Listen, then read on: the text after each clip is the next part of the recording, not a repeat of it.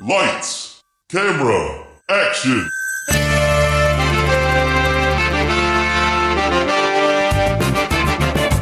When a script is written that is so bad, no one will film it. These brave podcasters will bring it to life just so they can mock it. This is Table Reads. So the movie's kaput, which means your script ain't worth the buffalo shit on a nickel. Table Reads with Sean McBee, Kelly Levier, and Joshua Baker. Hey everybody, welcome back to Table Reads. This is episode 74, guys. 70. Can you believe we've all, the three of us, done 74 episodes together? Wow. Yeah. It's been a long time together. It's been a long road to get here. I'd like to thank the Academy. I'm going to help you up onto the stage now as a true gentleman like Chris Evans. Thank you so much. You're welcome. Don't trip on your dress. It's beautiful. You look beautiful. Oh, I got it at the thrift store. Yeah. So, here we are back again with William Goldman's Shazam, part 4 of that script. It keeps happening to us. We keep finding ourselves here. This script just won't stop existing at us.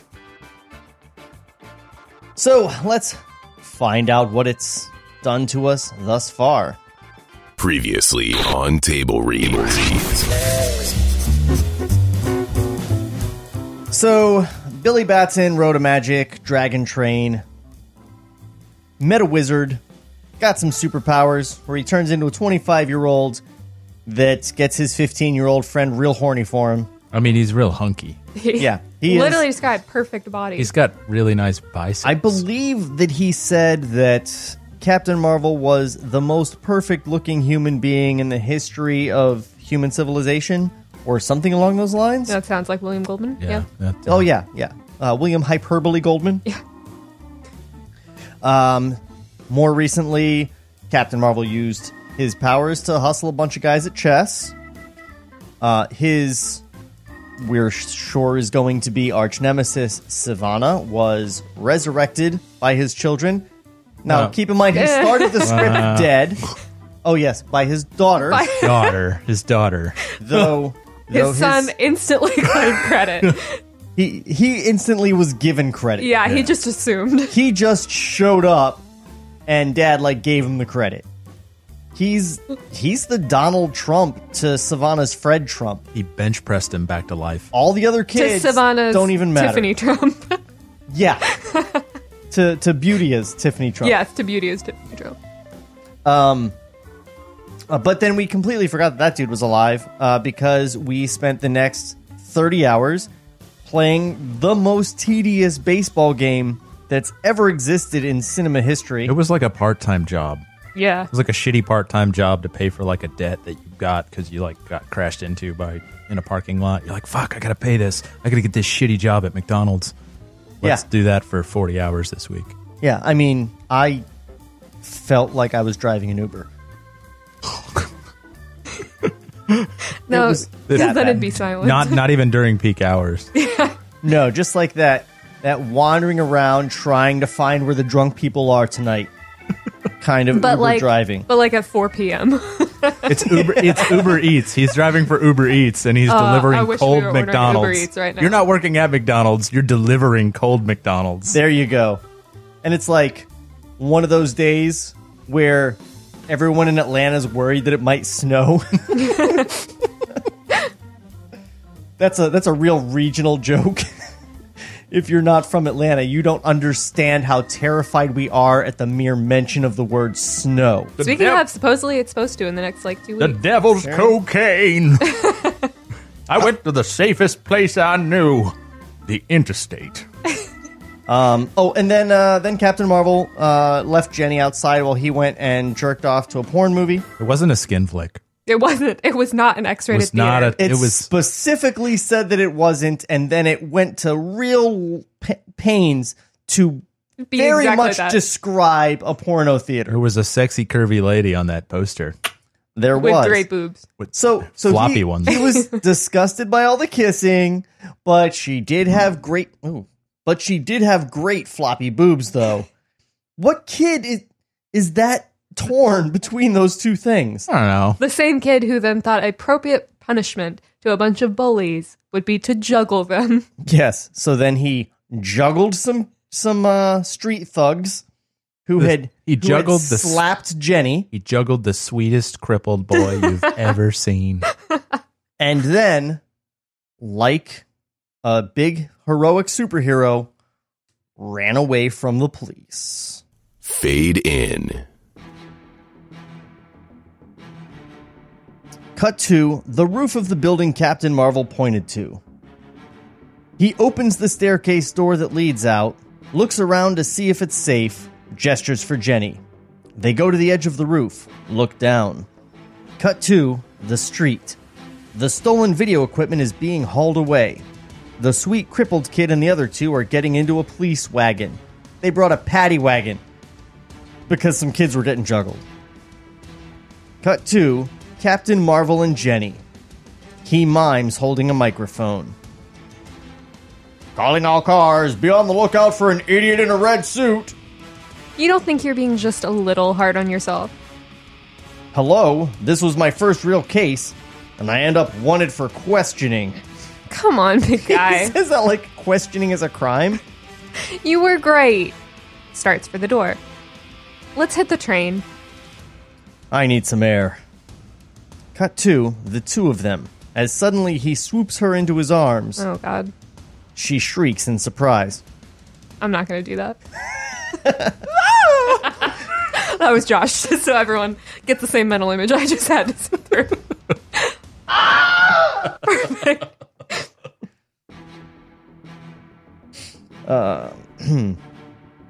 Then they're gone, rocketing up, straight up, right up into the clouds. And as we watch them from down here, it's pretty magical. In a moment, the clouds have swallowed them up. Now, cut to the Sivana family in the kitchen of their home. A beautiful afternoon. Not quite like Ozzy and Harriet, though. Magnificus is at his power lifting and dropping, the floor shaking, the TV blasting violently as usual. Beautia is working hard, cleaning and scrubbing everything in sight. Like a woman What the should. fuck? I hope Sivana comes in and goes, "Good job cleaning the house, Magnificus." Thanks, Dad. Sivana himself is finishing taping something to the wall that we can't see. Home. Wait, is he like better now? He should always have that voice. Okay. But German. Okay. Can I do that? No, I can't do that. Oh, no. Turns to face his children. Joshua lost his place because he uses an Android tablet for some reason. Plebe. What page is it? 72. Wow, we are getting deep into this.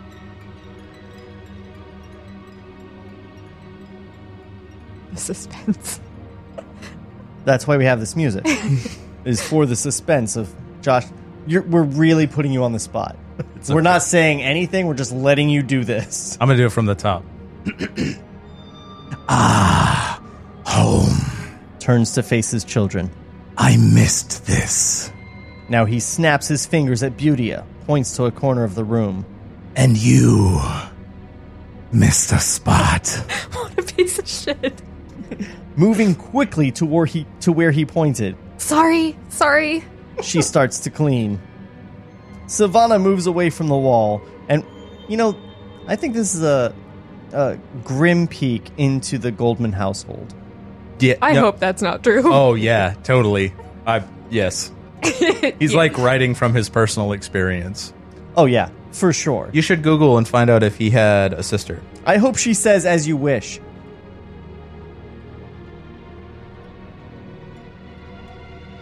Sivana moves away from the wall, and we can see that he has taped up. What he has taped up. He only had a brother. Are photographs of. Yeah, what about a wife? He did. Divorced. And we can see that what he has taped up are photographs of middle-aged billionaires. Now, I'm sorry. How do we know they're billionaires? Because they're labeled middle-aged billionaires. They're sitting on Teslas. Oh, actually, it says that. We know this from the numbers he has scrawled across their faces. 2 billion, 5 billion, 10 billion. There are not dollar signs there, though. So, let me just say, those could be the number of people these guys killed or something. One of the men pictured is familiar. Mr. Gates. Not Bill Gates. Augustus Gates. You know, of the famous... Orphanage chain. He has the chain of orphanages. Don't forget that. We're gonna be rich, Dad? Just a little nest egg to get us going. Gesturing around. And maybe the house could use a little sprucing up. Sivana has taken down some of Magnificus's strength powders. Begins making a mixture. A paste, even. Ew. Yeah. Cut 2. Beautia, scrubbing away at the corner of the room her father pointed to, when suddenly she screams. Give it your best scream. I know Kelly won't do it, so I have the Wilhelm. A giant black bug has scurried into view, runs up her arm. She slaps hysterically at it. This is a woman who carried the uncovered corpse of her father into the house, and she's freaking out over a bug. I mean, she was expecting the corpse. This was like snuck up on her. More this element of surprise. Kelly, you do far too much defending of Beautia. Someone has to. I'm actually defending her also. I'm saying it's ridiculous that she's screaming about a bug. Unlikely she would be that faced. I feel like she's more of a badass than this. Even badasses have their one fear. Maybe hers is bugs. You know what she reminds me of? Melanie Linsky's character in Ever After. She's going to turn out to be like a cold badass. I hope so. I'm just here for the food. Fuck you. And by the way, when you think of a badass woman, everyone thinks of Melanie Linsky's character from Ever After, right? That's the universal. top of my list. I didn't see that either. Where were you in 1999? Not watching chick flicks? Playing EverQuest. No way was that 99. I was playing EverQuest. It was 1999. 98. 98, actually. Really? Yeah. I just watched it last weekend with my wife. Wow. I thought it was way earlier than that. She slaps hysterically at it. Cut to Sivana, angry, running to her. You leave Daryl alone. To the bug, one hand out. And you, come here right now. And I mean it. The bug jumps immediately into Sivana's hand, which he shoves into his pants pocket. Cut to Beautia, still shaken, but trying so hard for control. When she has it, she stares at the billionaires. And we realize this. She is profoundly sad. If it took you this long to realize that she is sad, you are a raging psychopath. She was sad from the first time that, True. Magnificus, however, not so sad. So long as he's lifting, bro. Yeah, I love that you're reading him as a bro. Because we're changing his casting. He is no longer Armie Hammer. No. Now he's straight Jason Momoa. But blonde. But blonde, yeah. Why can't I ever please you? If you ever do, I'll be right there with a compliment. I brought you back from the dead. Doesn't that count for anything? And how long did it take you? Day and a half, maybe? Straight? No sleep? Cut to Sivana, glaring at his daughter. I mean, yeah, glare at her. A day and a half to raise the dead? The fuck are you doing, bitch? Stupid. I detest bragging. If you had started with my toes, it wouldn't have taken you 10 minutes. Cut to Beautia, the sadness of a lost child now. All I remember growing up is you and your plans. Conquer the Riviera today. Freeze the White House tomorrow. And they never worked out. And then you'd get caught. And then we'd be alone again. And now, gathering all her courage, she crosses the room to her father, plaintively. Do you know how much I missed you? Why? I don't care about money. But why can't we be a family for a while? Cut to Sivana, and he can't help it. He's touched. I don't know what you mean. Be a family. We could start by visiting places together. Talking about it after. Seeing what we liked and what we didn't. And now he's starting to get with it. Share experiences with each other. You mean? Yeah. Have backyard barbecues if we wanted. Yes. We could even meet the neighbors. Invite them over if they seemed nice. Maybe, don't laugh, maybe even have dancing if we felt in the mood. I've never danced with you, Daddy. Not once. Not in my whole life. Cut to Sivana, considering what she's said, as he finishes mixing the strength powders, hands it to Magnificus. Cut to Magnificus, who immediately chugs it down. Different and delicious. You're the best. Cut to Sivana, close up, as a terrifying look hits his face, and he reaches into his pocket, pulls out a black bug, plays with it throughout the following. You shame me. This is to Butia. Conquering the Riviera was swell if the weather hadn't turned bad. Advancing on her. I admit not all my notions are winners. I hadn't studied refrigeration enough to freeze the White House.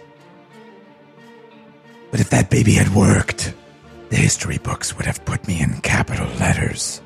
Cut to Butia, cowering, retreating. You don't know me at all. Death is nothing. I can always come back. Pain is nothing. I can always think it away. Cut to Sivana, bending over her. I want to be remembered, Butia. I want the world to realize there was never a genius like mine. There was Da Vinci and there was Newton. But towering over them all will be Thaddeus Bodog Sivana. Bodog? Can I just stop you there? Bodog? Brodog. Magnificus Brodog, Savannah. It sounds like it should be in quotation marks. I'm changing my Reddit handle. As he whirls, slams out of the house. Cut to Magnificus hurrying after him. They stop by a large oak tree. That was great in there. Oh, man. Savannah. It's Savannah. I'm back. Have pity on your sister. She's a woman, and she can't help being second-rate. I can't even comment on this. Like, holy shit. I mean, that's just totally true, right? Yeah, that's So he goes to Vegas and fair. pays hookers to let him shit on them. What the fuck is this guy's problem? He's Now- like, how do we make a convincing villain? How did he We write? make him hate women. How did he write Princess Bride? Like, In Bill's defense, this is the bad guy. Also, Buttercup. Let's talk about Buttercup's character now. okay, you're right. I mean, She was a woman. She couldn't save herself. from marriage, Yeah. Marriage. yeah, she really wasn't in a lot of danger, was she?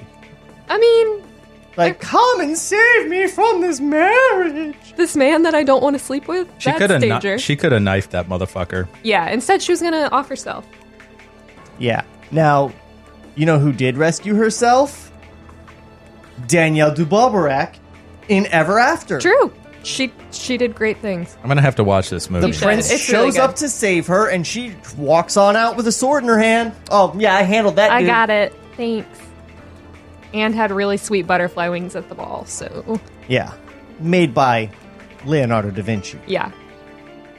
So, Okay, But you he's sold no me. You sold Thaddeus me. Bodog Savannah. Thaddeus Bodog Savannah.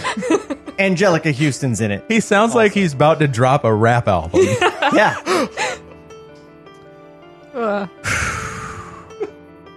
Okay. Oh yeah, women are second rate. Okay, Yeah, that's obviously. where we left off. That's an easy spot to remember.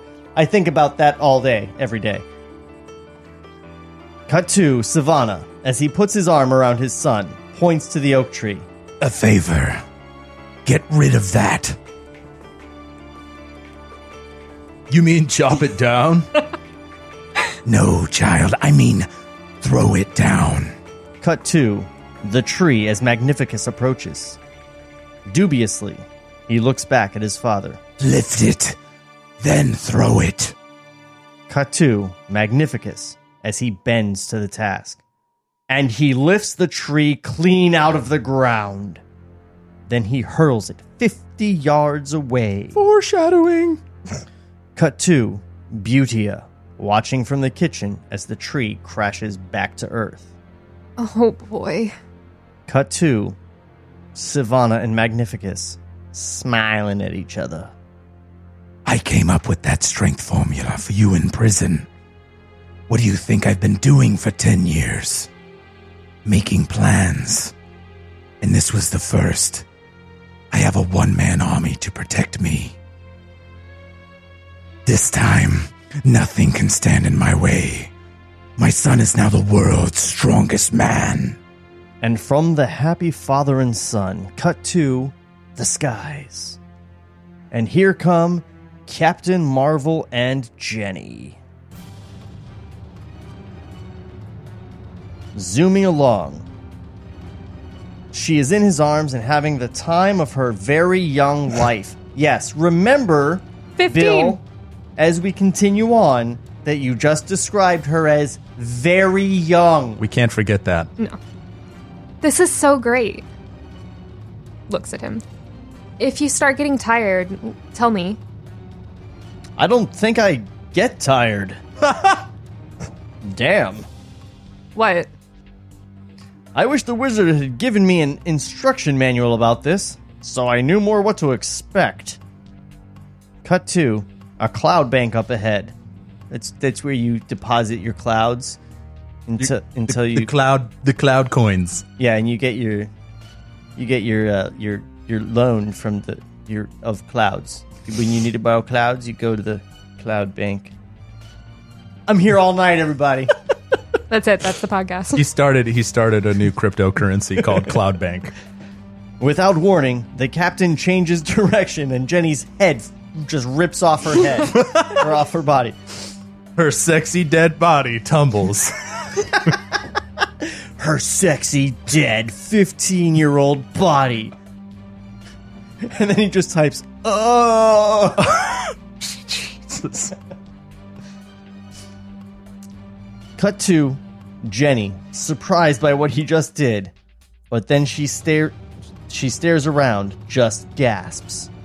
It's so beautiful flying through the clouds. And I think anyone that's been on a plane knows this is just white. I think it can be pretty. It just depends on what kind of clouds they are. Yeah. I guess. They're big and like fluffy. These are bank clouds. What is that? Cumulonimbus. You'll get the hang of it. Remember how whipped you were when you started subtraction? You know, because you're 11. You know how flying at supersonic speeds through the stratosphere is just like learning subtraction, right? I don't know. For Captain Marvel, it might be. The clouds are growing thicker now, sun streaking beautifully in around them. Jenny, what I've done so far, it's kid stuff. And evil's a big deal. And what if I screw up on something important? What if I say Shazam and nothing happens? Oh no. But the word is spoken and something very much happens. Oh no. Many somethings, in fact. The dark cloud, the lightning bursts through, the deafening thunder that happens first. I'm always going to hit it right when I say Shazam, even though I know the direction. They're going to tell you. Yeah.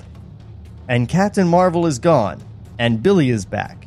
And Jenny, terrified, is starting to fall through space. This is where we find out that he has to wait 15 minutes between transformations. And the script's over. And Jenny, terrified, is starting to fall through space. So is Billy. And stunned, she reaches out for him. He's above her. Her hands claw the air. Her hands hit his throat. He gags. Oh, good job, Jenny. Punch him in the throat. And then as we watch, this terrible thing happens. Jenny Ritchie is falling through the clouds to her death. Her last name is Ritchie? Surprise. Is she Nicole Ritchie's sister? Nicole Ritchie was adopted, so it would make sense. From the Gates Orphanage.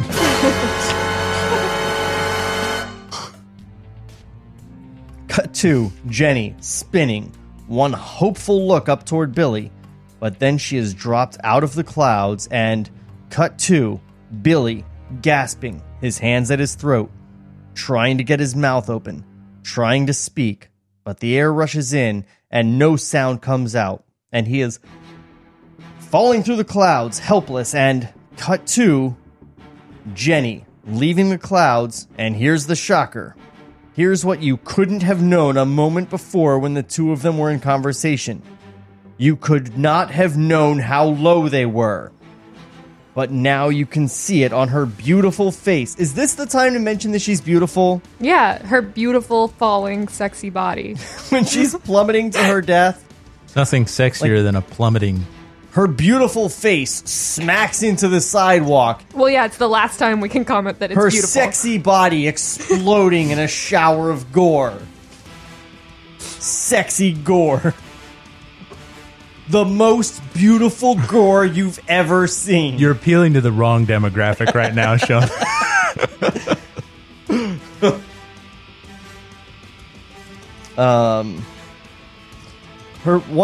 Her once beautiful face, more accurately, because from Jenny's terrified stare, cut to the ground, and it is rocketing up at her. Cut to Jenny, and there's no question about it now, this is it. She's about to die, and cut to the ground again. Closer, sure, but a lot closer, a lot sooner than you would have thought possible. But there's something else, something a lot worse than she can make out now. The ground below is made up of rocks. Oh, I'm sorry, were we to assume that the ground below was made up of marshmallows or some other soft... the cloud bank. It's ground. It doesn't matter if it's dirt or rocks. She's falling from a cloud. At that point, dirt is just tiny rocks. What kind of rocks are they, Sean? They're... cumulus rocks. Igneous rocks. Oh, man. Jagged and deadly. Yeah. From that height... yes, they're deadly. Yes. She has eagle vision to see the jaggedness of them. Cut to Jenny. And it all hits home. She's not just going to die. She's going to be shattered. You wouldn't feel it. No. Still, really, I don't think she'd shatter either. She'd just be shredded. Now, I've never been in this situation, plummeting to your death from the sky, but I'm going to guess the death is still upmost on your mind. You're not really thinking like, oh, and my body's going to be in tatters after I'm dead. What? You don't know, right? Like, wow, I'm really going to need a shower later. I don't know. People talk about time slowing down. Maybe she's got time to process. There have been people that have fallen out of planes and lived, too. Yeah, true. But my question here, do you really care what the state of your body is going to be after you're dead? You're dead. True. Unless you're Sivana. Bum, bum, bum. You guys don't even need me. Cut to the rocky ground, flying up toward us. And cut to Jenny. And she hasn't got much time now. Seconds. A few. Not many. Depending on how long I take to write this, it seems like she could have a good 60 or 70 years left. And with a final look up toward the clouds, she takes a last breath, tries to die as well as she can, considering she's all of 15, and cut to the clouds. And yes, damn it, because there's a lightning flash up above, and a roar of thunder, and here he comes, Captain Marvel himself, down through the clouds, and cut to Jenny, maybe a foot from the rocks, maybe even less. 6 inches. Physics break. She's a terminal velocity. She's a foot from the ground. She's dead. There's nothing he's doing that's making her not dead. He would grab her, and she would just turn into jelly and rip through his fingers. Like, Yeah. Yeah. But don't worry. We've got, 2 more pages of script to tell us just how she isn't. She needs some time to slow, and a foot from the ground, that's not happening. No. But we saw how he did with that baseball. and The Rock before that. And this is a comic book movie, so basic physics don't matter. Yeah. Cut to Captain Marvel, close up. And now this terrible look hits his handsome face. Why do we need to know in this moment that he's handsome? Because it's a close-up. It's a strong jawline. I am so baffled by this. He doesn't even have to... As jagged as those rocks. Hair's on point. And now this terrible look hits his handsome face. Pain and despair. And worse, failure. Because as he looks down, he realizes the truth. Jenny is now a puddle. I want to be the director interacting with the actor and watching the actor having to try to do all of this in the tiny amount of time. Shred of minutes. Yeah. Pain and despair and worse, failure on his terrible looking handsome face. They like that. They hired John Woo just so they can have lots of slow-mo to sell all this. And even, let's throw in a dove flying across while it's happening. We got this. Also, when was the last time John Woo directed a movie, anybody? I don't know. I haven't seen John Woo's name on a movie since, Face Off? Great TV show. Off. Let's see. Because as he looks down, he realizes the truth. He cannot fly to rescue her in time. Cut to Jenny and freeze. She is maybe all of 6 inches above the rocks. The Crossing and The Crossing Part 2. What year were those? 2014, 2015. Also Manhunt in 2017. Sound like John Manhunt, Woo. the TV series? No. Cut to Jenny again. It's on and Netflix. freeze. 2 inches. Cut to Jenny and freeze again. And this is it. This is the horror about to begin. I know that he's not, but I really, part of my brain is is he ballsy enough to give him a Gwen Stacy moment right now? That would have been epic. Yeah. Well, if only he had had the S for Saturn, and then he could have just stopped time. Yeah, but no, he's got Solomon. He's got fucking Solomon. So he's got some wisdom that he doesn't even use to play chess, because he uses Mercury powers for that. Yeah. If only. Also, he wasn't using that wisdom of Solomon when he said Shazam up in the sky either. No. Classic Billy. And this is it. This is the horror about to begin, because the rocks are now touching her perfect skin. You can see the mark already there on her perfect skin. It's making me uncomfortable. A red mark.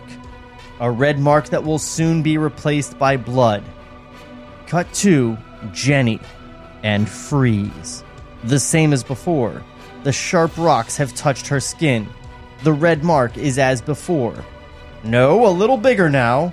A little deeper red. Are you talking to the makeup person while you're writing this? I don't understand what's happening.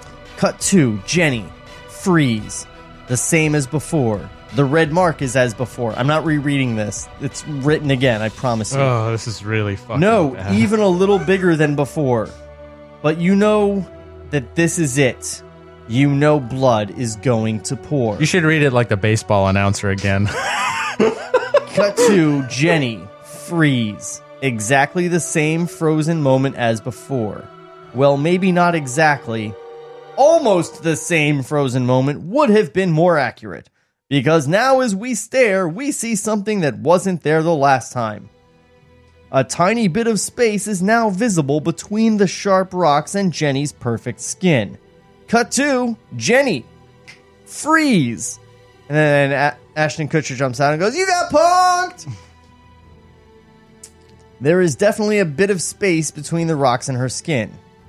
Or maybe a 32nd of an inch. It says, maybe. Hold. Now a 16th of an inch of space. Now a quarter inch. Now a half. Now I'm going to murder you. No question, Jenny Ritchie is rising.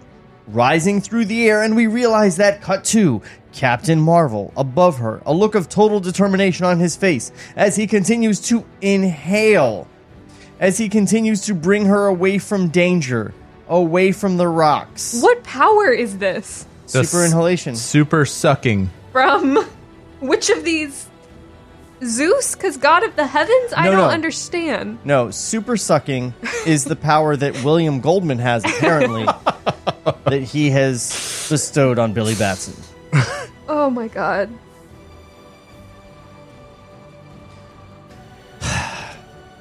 Cut to Captain Marvel, close up, a mighty effort, inhaling her up into the air to him. But he won't stop. Nothing will make him stop. Cut to Jenny. Away from the rocks now. Far enough away for the captain to swoop down, hold her in his arms. And as they float down gently to the ground, he Shazams again, and we cut to our two kids holding each other, trying to hold together. But there is no question that they are both more shaken than they have ever been. I almost killed you. I'm gonna be fine. But I almost killed you. Cut to Billy, close up, shattered. Hold for a moment, then cut to the wizard, seated beneath the giant marble slab as before. Everything is as it was before, except the string is unraveling much faster now. Almost nothing left of it. I've been expecting you.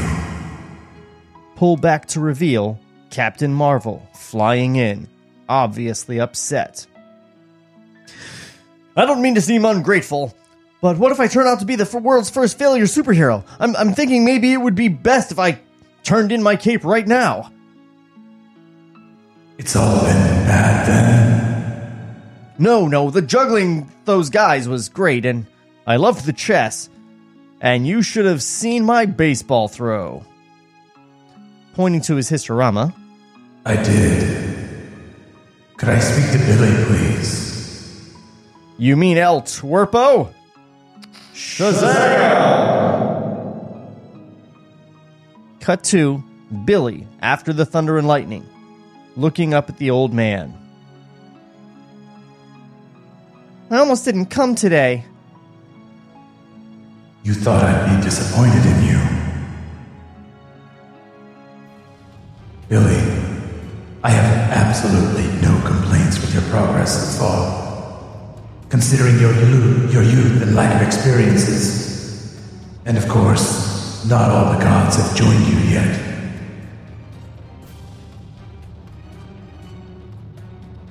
They haven't? Well, where are they? What are they waiting for? Zeus has to feel needed. By the ladies. Hey. Well, I need him. What can I tell you? He's been the ruler of the gods for so long, he has to feel like he's in charge. And Solomon's words always last. He's so smart, he has to weigh all the pros and cons. But I promise, they will join up. So, throughout all this, he's not had Solomon or Zeus, which means the sucking power came from Hercules, Atlas, Mercury, or... Maybe it's Billy's secret power. Who's the other A? So right now he's just yelling, Ha-am! Who's the other A? Atlas and Achilles. Achilles, yeah. I think. Yeah, Achilles kind of sucks. I mean... Yeah, with the ankle Yeah, thing. the ankle thing. Oh, Yeah. I thought you meant because of Patroclus. Because of what? Patroclus? His lover in the Iliad? Oh, yeah.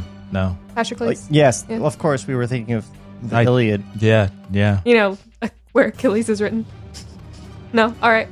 Cool, We weren't thinking of Brad Pitt at all. She's like a walking, talking Google. A redhead Google. Our girl's wicked smart. She's wicked smart. You take it. She'll tell you. She'll be like, she runs the donut shop.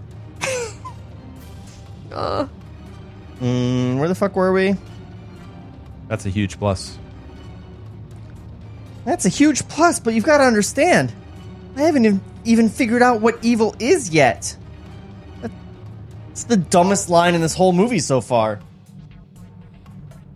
What does it take to figure out what evil is? He's 11. He's old enough. It didn't come up on Google. He's old enough to know what evil is. He lives in a fucking orphanage. Yeah. Like, he just watched somebody slap a 15-year-old girl. Apparently, he is the most mediocre of children. He is a walking C average. Cut to the wizard, close up. Evil is the enemy of decency. Evil glories in causing pain. So now he's got to go look up decency. Cut to the two of them. You will learn all this. It just takes a little time. I want you to do me this favor. Keep your cape for now. But what if the next guy is stronger than me? What if the next guy is better than me? What if I lose? You are going to be the greatest Captain Marvel ever. If you just manage to live through your own on-the-job training. Now promise me, you'll try and enjoy it more. Billy nods. Then we're still in business? Cut to Billy as he nods again. Table Reads will return after this brief word from our sponsors. What's up, docs and docettes? Trevor Thompson, the self-appointed Looney Tunes critic here, and if you like old cartoons and watching online reviewers dissect them, then you probably said the same thing I did about 2 years ago. Hey, what the fuck? Here, watch your language, bud. We're on the air. No, I said, why the heck isn't there a Looney Tunes critic? I mean, nobody's devoted strictly to Looney Tunes Mere Melodies, and whenever people do review that stuff, half the time they get it wrong. And they're all millennials, too, so everything before 1985 is racist. Ugh. Well, I'm the guy you want anyway. Every Saturday morning, I do a brand new commentary of a Warner Brothers short. All throughout the month, I do video essays examining the history of these cartoons. And every few months, I do a full-length review and or interviews with people who worked on Looney Tunes projects. Catch my videos on youtube.com/FerrisWheelhouse2, or just use the hashtag Looney Tunes Critic. Now, here's Eric Bauza, the new voice of Bugs Bunny, to bring this commercial home. You've been listening to Trevor Thompson, the self-appointed Looney Tunes critic. Ain't he a stinker? Lights, camera, action. So the movie's kaput, which means your script ain't worth the buffalo shit on a nickel. Now, back to Table Reads. So, I feel like Jenny falling to her near death took just as long as the baseball. Yeah, I'm with you. Yeah, it was at least 4 pages of script cutting. That was the most tedious thing. I would rather Jenny be following than the baseball, though. I would... Yeah, I was more engaged. Yeah, I was a little they bit were more shorter engaged. sentences. Yeah. Wasn't those big paragraphs? Yeah, Like, of the batter. Yeah, the batter. It was still a really, really long time to tell us how fast something was happening. That's literally what was happening. It's like, this is happening so fast. Here, let me spend 5 minutes telling you that. Sure. Yeah. True. I feel like maybe this was at the point where he was just like, I do not give a shit anymore. I think no he matter was what just I like, put on these pages, as long as the first page says William Goldman on it, I'm solid. I wonder if he's paid by the page, or he had to like turn in 20 pages, so he just stretched it out as long as possible. It's actually a good question. Yeah. It might have been. Yeah, if he had like due dates for how many he owed. or read Word through or the something like WGA like payment guidelines, And I don't think there's anything about, like, number of pages for a script. I think there's, for revisions, there's some page counts. Yeah. Because... Damn, I tried. It's not a per word or anything like that. No. Like a reporter. No, this is just how he writes. And the sucking thing. What the... Okay. Fade in. Cut to Mr. Gates at the orphanage, leading Billy into an empty classroom. We both know how important this examination is. Please tell me you've been studying extra hard. I have to. Not exactly a whiz at grammar. Puts a large exam on desk as Billy sits. Luck to you. Okay, we just talked about how incredibly verbose he is about stuff, and now he's just throwing articles away. Yeah. Puts a large exam on desk as Billy sits. And then he says, luck to you? Luck to Yeah. you. Who the fuck says that? Instead of good luck to you, luck to you. Yeah, but Luck to see, you you? say good luck because bad luck is a thing. Well, Gates isn't. It sounds gonna like presume. Mr. Gates is like Irish. Luck to you. Luck to you. There's your new voice for him. We both know how important this examination is, Billy. Please tell me you've been studying extra hard. Yeah, he's Luck to you. Luck to you. I won't say good luck because I you won't- make your own luck. I won't say good luck. If you don't do him Irish from now on, I'm gonna be so Mr. upset. Gates. You'll be Cockney. We both know how important this examination is. Please tell me you've been studying extra hard. And I have to say, your Irish accent is as good as my Donald Trump impersonation. I think it's pretty good. I can listen to it and get it, but like off the cuff, it's not the best. Billy, as he's... Oh, wait. Oh, yeah, I did miss a cut, too. Sorry. Cut 2. Billy, as he sits, makes a smile... As opposed to smiles. He manufactures it at the Billy Batson Smile Factory. Okay, hold on. At the orphanage chain. So, while we were on the commercial break, William Goldman had a stroke. Can we agree? Yeah, that's starting As to he feel that sits, way. Billy makes a smile. Mr. Gates leaves. Billy's alone. With a possessive S. Cut to the exam, as Billy peeks at the opening questions. No fair. He looks at the next page. It's worse. Cut to the clock on the wall, as Billy stares at it. Cut to Billy, deep breath, opening the exam, starting to work. Cut to the clock on the wall, half an hour later. Finishing up? Just a couple more minutes, okay? Mr. Gates nods, leaves. Cut to the exam, close up, mostly unanswered. Cut to Billy, close up, in agony. You know, it sounds like he could use, I don't know, the wisdom of Solomon at this point, maybe? Too bad he's last. Zeus feels like he's needed. Shazam! He turns into a golden bull and fucks everything in the room. Yes, that's... Yeah. That scene sounds appropriate. He turns into a golden bull and fucks the test. Finishing up? Billy, close up, in agony. What to do? What to do? I actually Finally. I feel his pain in this moment, being 11, failing a test. When you have the assets of 6 or 4 gods at your disposal. To be fair, Achilles is not a god. But Well, Nor neither is is Sol- Hercules Quiet down, Google or lady. Solomon. Hercules is a demigod. Demi. Achilles is like a lesser demigod. His mom was like a nymph.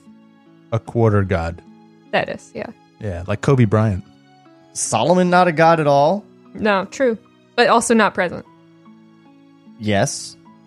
But I guess... Atlas was a titan. He really only has one god here, and that's Mercury. Well, Zeus, yeah. the godiness... He doesn't have Zeus Zeus isn't yet. present, though. No, but when he gets Zeus, the Yeah. gaudiness of Zeus makes up for the sub-gaudiness of all the other... of this baby pantheon. You just made our tagline, gaudiness. And sub-gaudiness. You just made a new word for the year. Perfect. Gaudiness. Somebody call Webster's. I love it. It's fantastic. Can you tweet that immediately? How about when we post this in like 7 weeks? Close to gaudiness. Billiness is close to gaudiness. Where the fuck am I? Finally, he does it. Oh, yeah. Finally, he does it. Well, he said to enjoy myself more. Whispered so soft you almost can't hear. Shazam. Is there no more thunder and lightning? Cut to Captain Marvel. Oh, it doesn't say it this time. Cut to Captain Marvel, or rather what could be the ghost of Captain Marvel, hovering alongside Billy. So is he only as present or powerful as loud as Billy yells? Yeah, obviously.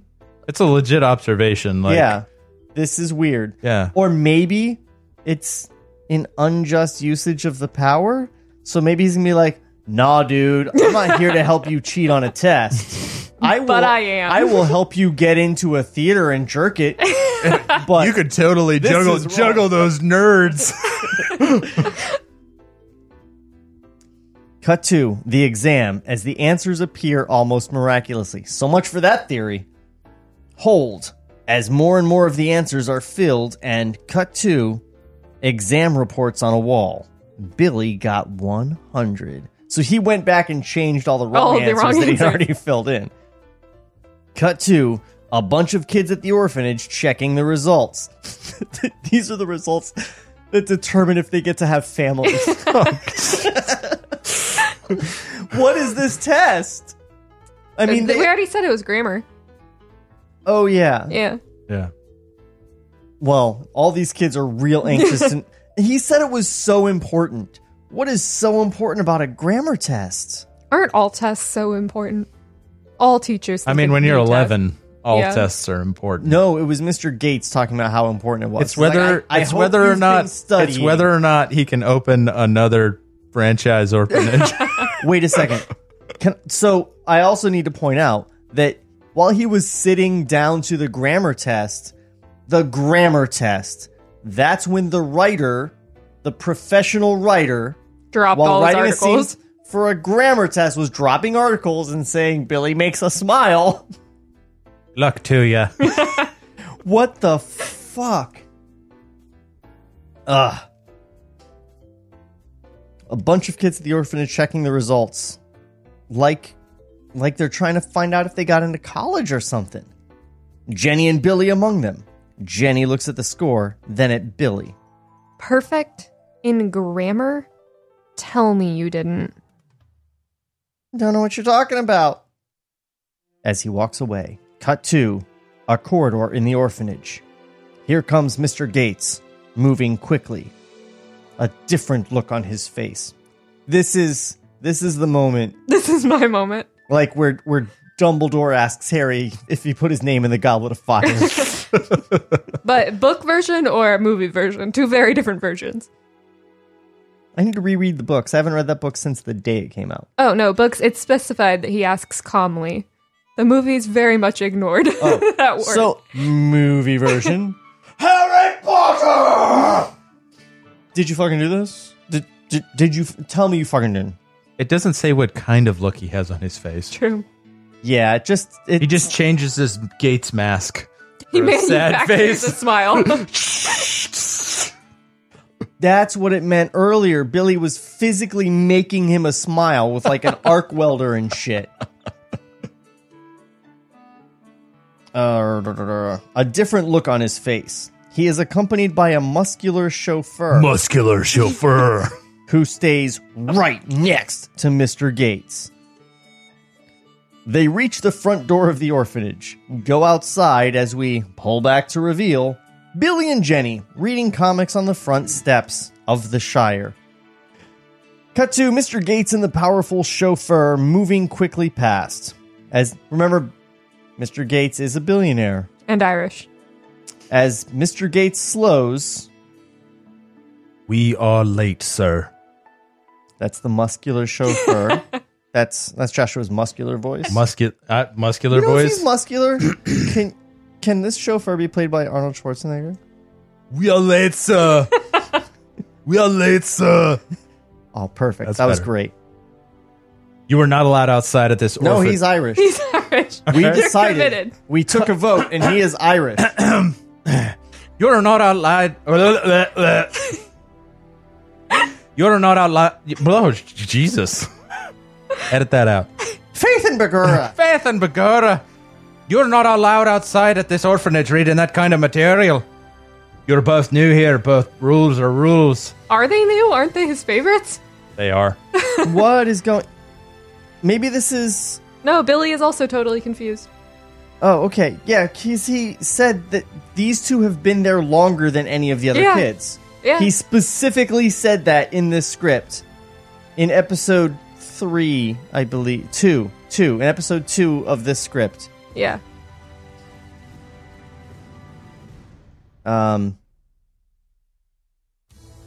Totally confused. They rise, start inside. Yes, sir. Just before the door closes, he glances back. Cut to Mr. Gates, and you can see a look on his face. Maybe what the look says is this: help me. It might be noted here that the muscular chauffeur is Magnificus Sivana. Bro. Okay, Bill, let me tell you how movies work. We saw him. We know what who he this looks is. like. Gasp. This isn't how you do a reveal. I mean, we wouldn't have had him read as Arnold Schwarzenegger if we were watching the movie. We could just read him that way from now on, though. I like Bro Magnificus. Yeah. Bro Magnificus. I like bro Bronificus. Magnificus. Magnificus. Bro bag. As he leads Mr. Gates away, cut to Billy and Jenny inside now, antheming it up. Still not right. I don't get it. Why did he say we were new here? They look at each other, totally confused, and cut to an unusual sight. 3 men are bound in chairs, arms tied behind them, eyes covered. That's an unusual sight? I don't know that that's how I would describe that. Not in William's kitchen. Like you walk into the room and like 3 men are like tied up like hostages. And, oh, well, that's an unusual sight. Oh, well, It's not even that's Tuesday. weird. You guys, you don't see that every day. What if there's any Cocoa Puffs left? These are the same 3 men we saw in Savannah's kitchen. Did we see men in the kitchen? No. Oh, the pictures. Oh, yeah, the the billionaire billionaires. pictures. Okay, Kelly, Google. Did we see people in Savannah's kitchen? We saw pictures of people. Oldest billionaires. I was really confused by that too. I was like, did they have house guests? Where was the house guest scene? They were spotting Magnificus. These are billionaires. So Takes 3. So he's like, we'll get the billionaires and we'll just take them from one mansion to the next. We'll put them in this box and we'll mail that box to me. And when that box gets here, I want to see this movie. crush it with a hammer.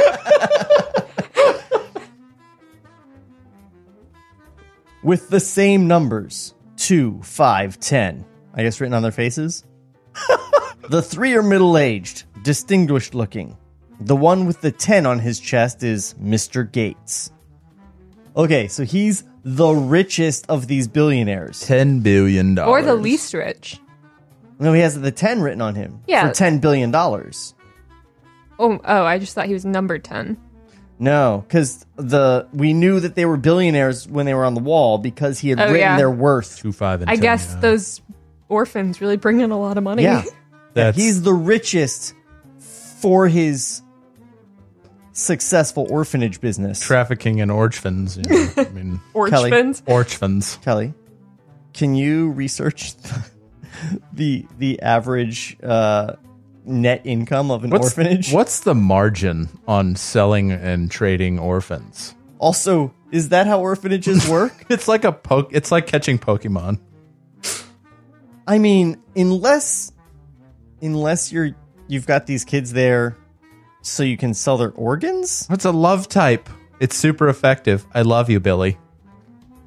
It doesn't give me how much it makes. It gives me how much people who work at orphanages make and how much it costs per year per child. I'm going to guess between... What does Glassdoor.com tell us about how much an orphanage worker makes? $30,000.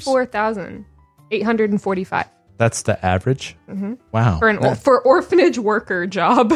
That's not bad. And if you want to know how much people in your industry make, go to Glassdoor.com. The new Glassdoor podcast. Sean, Kelly, and Josh bringing you all the great facts off of the internet. This is the Job Knowing Podcast, where we know about jobs that may or may not exist. We Googled the tough questions so you don't have to. Hey, everybody needs to know about how orphanages work. True. Well, they certainly don't make people 10 billionaires. 10 billionaires. All three, it should be noted, are terrified. Now Sivana's voice is heard, going on very calmly, very reasonably. So calmly that Joshua has to stand up so his diaphragm can work. I gotta open up the diaphragm, man. Thank you all so much for coming. The sound of his happy laughter. As everyone knows, I was born with more brains than anyone in history. Yes, as we all know. At least I have more brains than anyone. I was born with more brains than anyone in history. And he says more brains. Like the physical, actual brain. Says it in earnest. Like, I've got 6 of them. I was born with 6 brains. I got one in my head, teeth. 2 in my ass. Oh, this is his. Oh, wait, no, it gets better. Keep going. Oh, God. Not to mention a phenomenal amount of modesty. But alas, poor. Pull back to reveal. We're in a lovely hotel suite high above the city. A terrace beckons outside. The French doors open. There is a room service tray, coffee, tea sandwiches. Sivana paces as he talks. Magnificus and Beautia watch in the background. 200 million, 500 million, and most poetically, 1 billion. That is 10% of what each of you is worth, and those are the gifts you will give to me. I think I'm more than fair, don't you agree?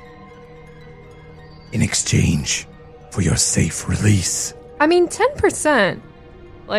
He's not even going for all of it.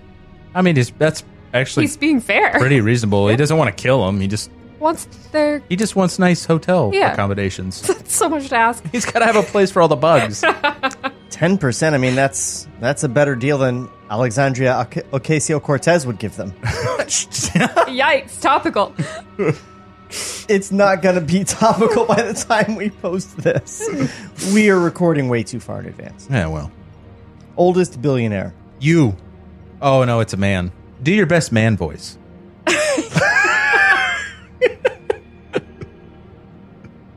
He's really old, so he could have a Oh, do it. It'll be awesome. Voice. It doesn't matter what it is. It's going to be great. How do we know you'll release us? I love it. You have my word, sir. And as the world knows, that is the purest gold. Are we in agreement then? Cut to Mr. Gates. As quietly he begins to speak. I want to live very badly. I was an orphan when I became rich. No. And when I became rich. I was an orphan when I became rich. My city Android tablets up on top of this. Hold on a second. Bruce Wayne was an orphan when he became rich. That happened at the same exact moment. At the same time, I learned how to read. Oh. I was an orphan when I became... God damn it. I was an orphan. And when I became rich, I sold my business in order to begin my dream. to build the finest orphanages anywhere. And I have. I have made my dream come true, and I am the happiest of men. And the most fortunate, sir. And not 1 cent will you ever get from me, and money.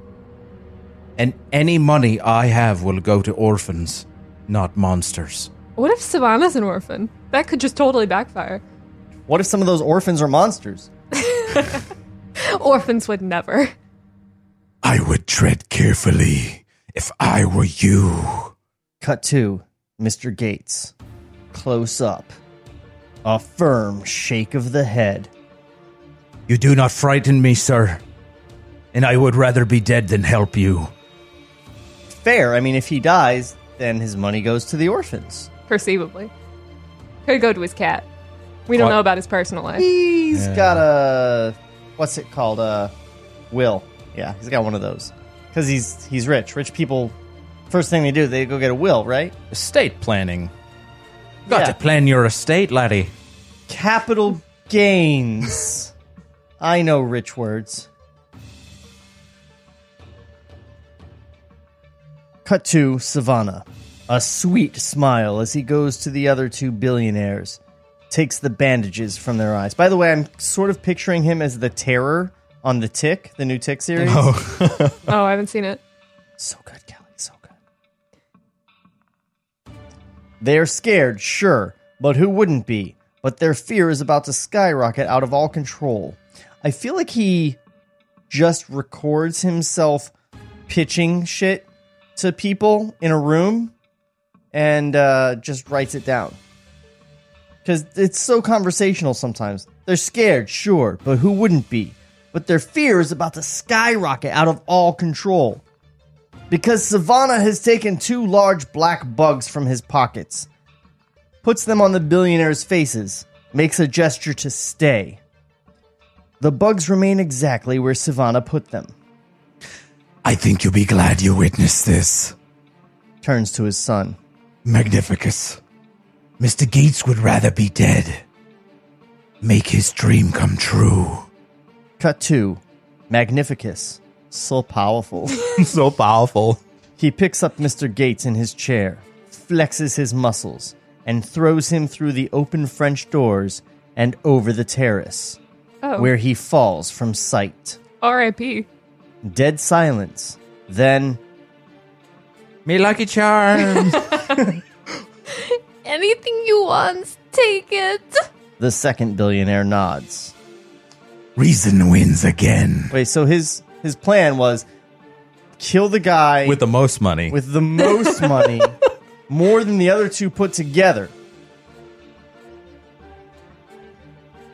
And get these things off us, please. Cut to... You were the best old billionaire. Cut to... Yeah, I mean, I think Anna Nicole Smith is about to marry you.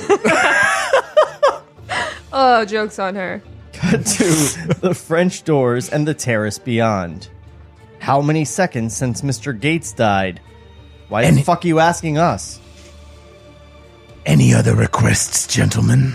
As both rich men shake their heads, he puts the bugs back in his pockets. I feel like billionaires might not be fazed by bugs. I mean, they've seen some shit, right? Like, they decide who lives and dies. Like, they move nations. Like, I don't. It doesn't Maybe matter there are if they're socialites. billionaires. If you're a normal person and a crazy person that was a corpse yesterday, still can't look great, right? Ties you to a chair and tells you they're going to extract billions of dollars from you, and then puts a bug on your face. I feel like that doesn't even register on your day. Yeah, like you put a gun to my knee or something. Like, cost me something. A bug on my face was a cockroach. Like, it's not. Oh, you put a bug on my face. Here's $1 billion. I mean, if a dude pulls a bug out of his pocket, puts it on my face, I'm going to assume he has weird things he plans what to do with that bug. You make a good point. If he pulls it out of his pocket and he tells it to stay, and the bug's like, no problem, boss. Like, I got bigger problems, I feel. And if you guys want to listen to Kelly's William Goldman Apologist podcast.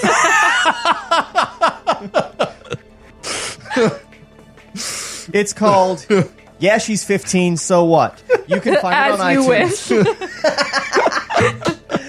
I'm 15. Do as you wish. The bugs are all right. Oh.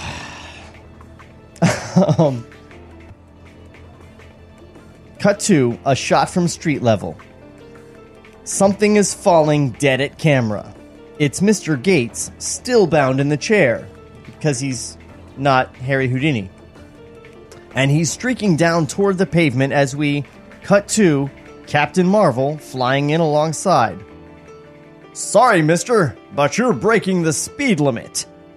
Cut to Mr. Gates, stunned and grateful beyond telling, as Captain Marvel brings them both safely to Earth, starts to free him from his chair.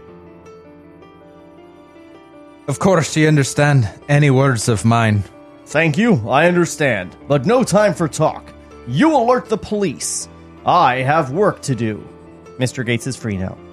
Cut to Captain Marvel, and he is... I'm glad that he put that parenthetical there, because otherwise it does sound like he just, like, put him there, and he's still tied up, and he's like, you call the police! Bye! Cut to Captain Marvel, and he is off. Mr. Gates runs to a nearby policeman. Just standing there. Yeah. You know, just... Mr. Policeman, they just threw me off the French doors. Well, you know, they put a bug on my face. The cop was probably just walking down the road going like, "Oh, a big beefy man in a flying red suit came and saved me." He was so handsome. He was very handsome. He was the most beautiful man I've ever seen. His biceps are bulging. If I was a 15-year-old girl, I'd be all over it. It's not a skin flick.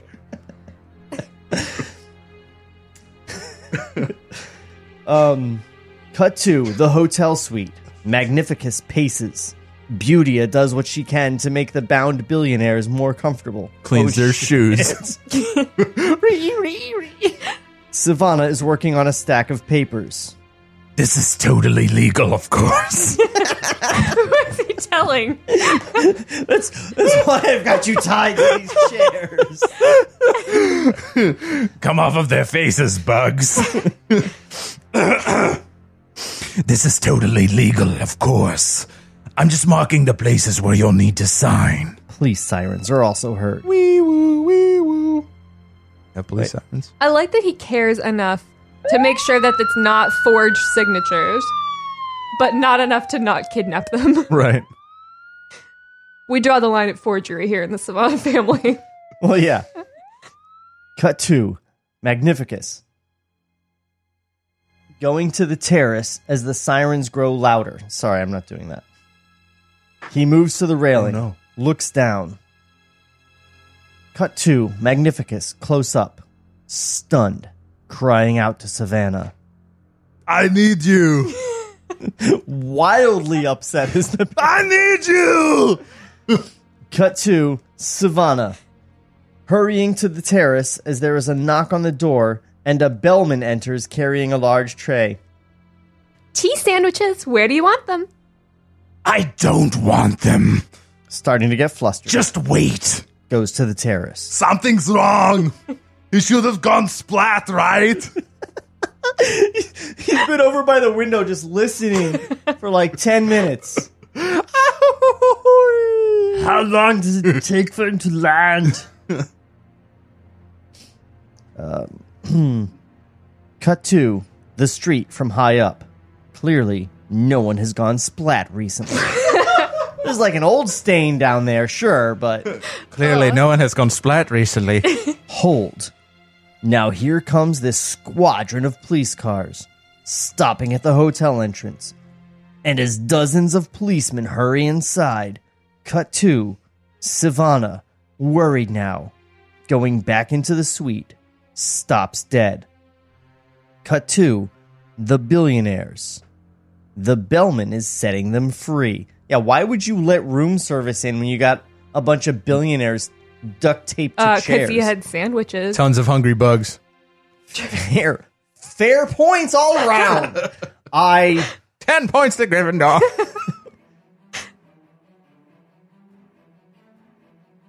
Magnificus. Magnificus. I'm laughing about bugs eating tea cakes. Like these are delicious little tea cakes. Magnificus, stop him.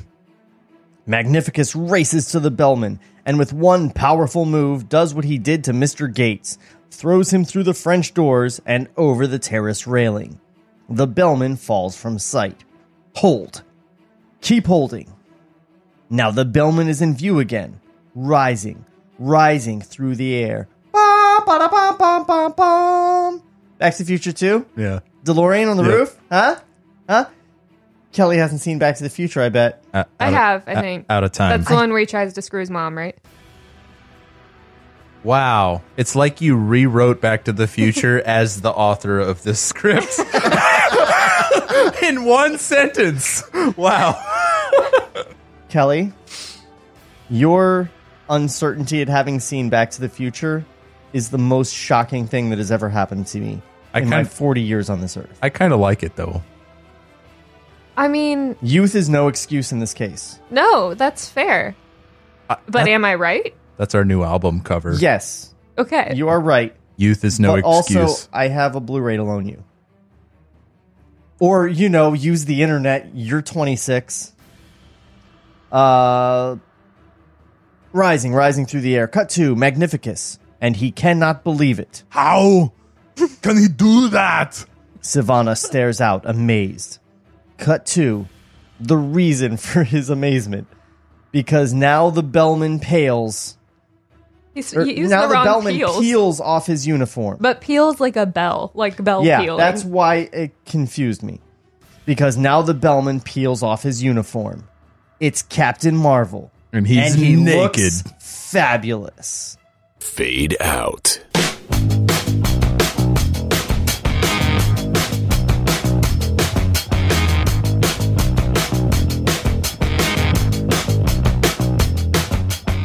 I think that I think just ending on he looks fabulous. Why? What?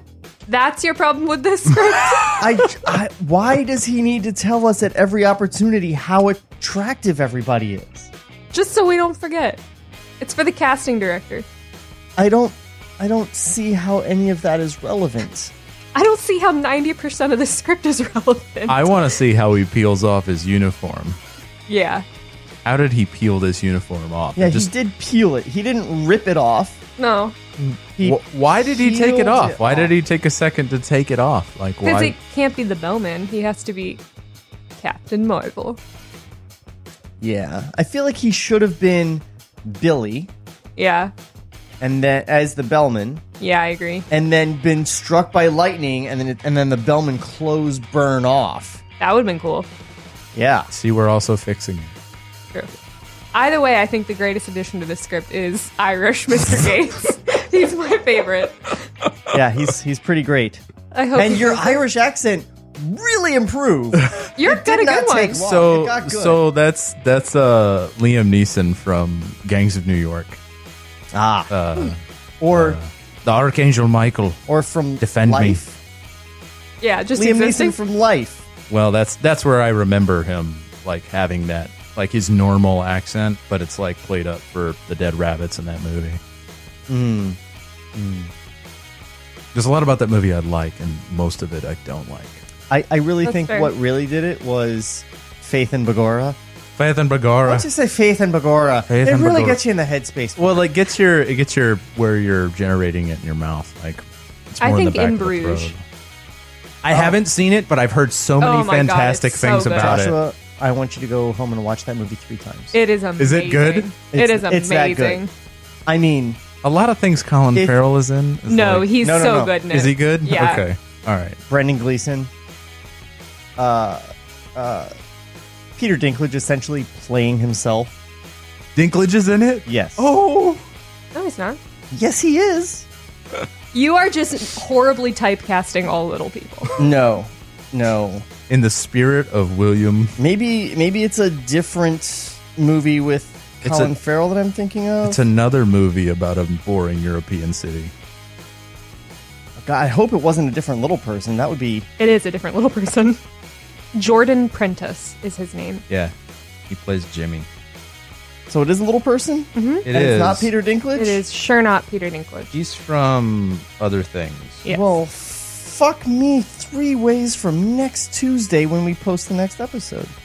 Jordan what now? Prentice. I remember I saw him in Harold and Kumar Go to White Castle. That was where I saw him. Oh.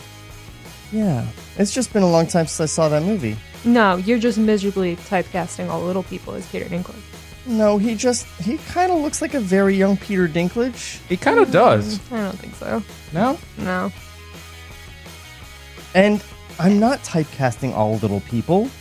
Clearly this guy did a great job, unlike most little people. Peter Dinklage is the only one... I don't think that helped your case. Look, I'm 5'3". We're like in the same club. You're digging a tiny person hole. A little. Well, it takes a long time. The moral of the story is In Bruges is a fantastic movie. And Peter Dinklage should have been in it. Peter Dinklage would have done a great job. As Tyrion Lannister. Colin Farrell, Brendan Gleeson, Clements, and Posey, Jordan Prentice. Jordan Prentice playing Peter Dinklage. Fade out. Goodbye, everybody. This podcast was created by Sean McBee. For more, visit TableReadsPodcast.com. Cut to black.